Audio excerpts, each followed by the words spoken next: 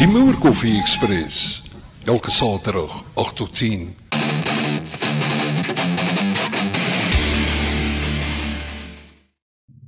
Jy's my vriend, hoe lyk dinge daar by jou? Dis Saterdagoggend, ons maak reg vir die Moer Koffie Express hier op die stasie vir die nuwe generasie, trek so aggies se kant. Maar ja, hierdie week 'n lekker week, weer eens 'n kort week, 'n super kort week, want ons het so wat 3 dae werk gehad hierdie week. Maandag was 'n vakansiedag en soos jy weet natuurlik donderdag was dit werkersdag. Hoe was jou werkersdag? Het jy gewerk op die dag? Was jy bietjie afgewees? Het jy bietjie familietyd gespandeer? Ek het absoluut probeer om so min as moontlik te doen. Ek het net lekker agteroor gesit, ek het 'n wonderlike ding gedoen. Na my mening, ek het 'n lekker program bymekaar gesit oor die lewe van Marianne Faithfull. As jy nog nie van Marianne Faithfull gehoor het nie, gaan kyk bietjie daar op my podcast site. Dan gaan luister jy bietjie. Marianne Faithfull was nie net 'n ongelooflike kunstenaar nie, 'n sangeres en 'n aktrise en so meer nie. Sy kan bloot net op 'n pedestal gesit word. Sy is oorlede hier in die begin van die jaar in Januarie.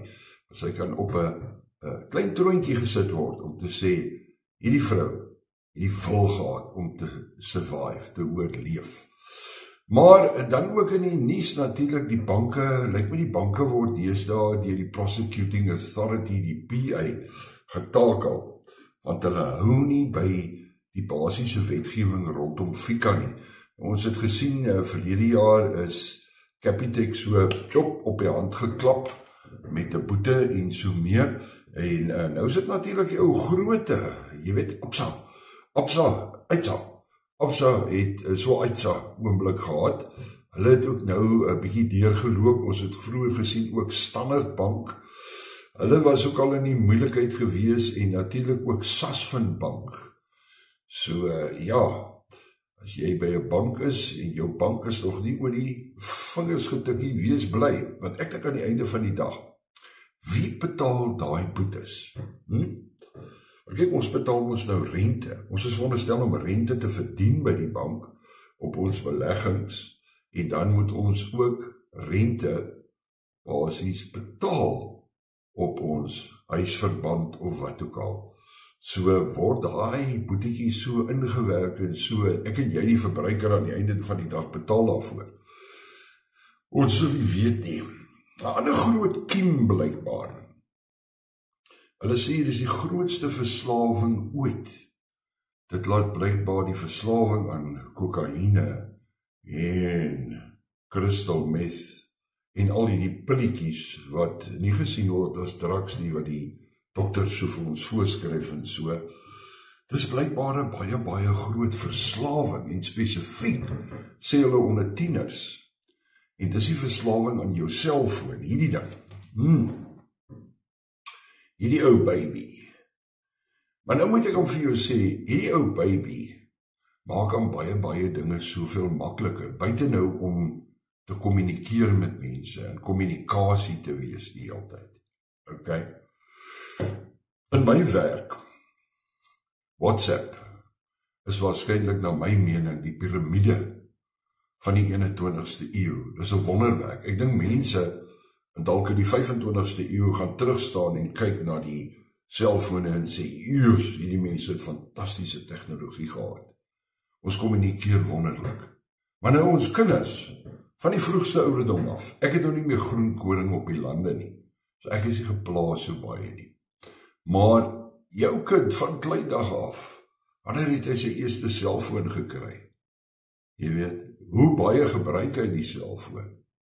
En jy kan sien in hierdie video's en so meer, dat kinders is erg verslaaf aan selfone. Hulle reken 50% van alle kinders onder die ouderdom van, kom ons sê 16, is totaal verslaaf aan hulle selfone. He says teens depend on their phones. Now, this is a concern for some parents, but how many teens are truly addicted to their smartphones and the internet? According to a new study, 50% of teens say they're digitally addicted to their mobile devices. You walk anywhere, someone's on their phone, either they're calling, they're texting, they're tweeting, they're on Instagram, Facebook, anything, they're talking to someone except for the people that they're walking with. The poll also said that nearly 80% of teens check their phones hourly, while 72% feel the need to respond immediately. 9 times out of 10, walking in the public, schools, traffic, everyone's always on their phone. It's not even just teenagers. I'd say adults, young children, someone's got any type of social media, cell phone, Android, tablet, iPad, it's always in their hands. And parents might complain about the amount of time that their teens spend on their phones, but they admit that sometimes they have trouble unplugging too. I think there's a real limiting on the amount of expression that people have now because they're so used to just working on the, with such. While internet addiction is viewed as a public health threat in other parts of the world, it's not recognized as a disorder in the U.S., and physicians say more studies need to be done to determine how real digital addiction can be. Nou sien jy nou daar. Maar wat doen ons nou? Ons kan nie nou ewe skielik selfone net wegvat nie. Ek het nou die dag het ek video's gekyk. Australië down under, waar hulle seun sy selfoon wegvat want hy wil nie meer skool toe gaan nie. Hy wil net by die huis bly. Hy onttrek hom totaal van die samelewing af. Vat sy ouers sy selfoon weg. Raai wat? Toe hulle terugkom die middag, toe daai klomp die hele tonne se huis geruïneer. Hy moes hom nog net afgebrand het. Duisende Aussie dollars se skade. So, hoe verslaaf is jou kind, my kleinkind, aan sy selfoon? Want baie van hulle loop rond met selfone wat meer kos as wat ek vir my eerste kar betaal het. So ja, dit is 'n moeilike ene hierdie. Dan laastens, kyk gou net hierdie video. En wat hierdie video vir my simboliseer, is mag. 2 diere, 'n duif en 'n kat. Nou in die ou dae, as 'n duif gewaar is deur 'n kat, was hy middagete, maar nie in die geval nie. Sien jy nou daar? Maar dit is vir my simbolies, is dit vir my van mag. Hoe mag verskuif van een na die ander. Die een wat eens op 'n tyd die mag gehad het, besef nou, hy het nie meer die mag nie.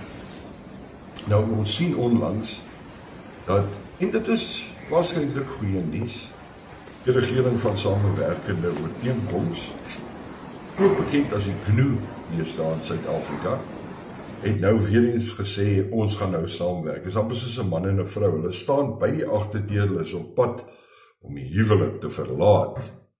Huwelik nou dit en huwelik nou daai, maar dan besluit hulle, nee, kom ons probeer weer. En kyk hierdie mooi foto, dis pragtig. Die oppositie in die banke lag lekker terwyl die staatspresident verbystap. Hulle wys goodwill, goeie wil. Maar my maale het altyd geglo, jy weet, van lekker lag, kom lekker huil. So, wie weet, hier kom dalk 'n ding, maar die een ding is, die ANC, Nessie die kat, besef al hoe meer en meer, dat hulle is nie meer die kat nie. Hulle is nie meer die kat nie. Hulle moet nou vir hulle 'n bietjie kleiner in posisie ag. Ja, baie nooit, ek sien vir jou nou op die trein. Mooi bly en vat 'n moer koffie vroegoggend.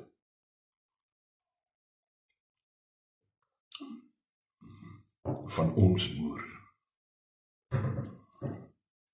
Radio South Africa, your voice.